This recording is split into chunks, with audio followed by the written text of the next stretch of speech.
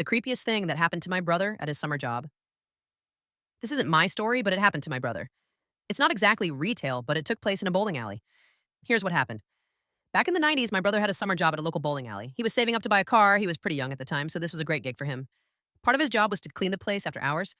That meant making sure all the chairs were pushed in around the bar tables, the bowling balls were lined up, in order by weight on the racks. Stuff like that. He'd been working there for about a month with no issues.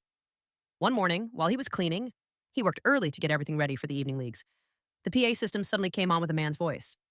He couldn't make out what the voice was saying, but he definitely heard it. It creeped him out a bit, but he figured maybe someone else had come into the building without him noticing. So he walked through the entire place to check. Nothing.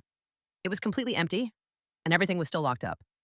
At that point, he started to feel a little uneasy, but he went back to work.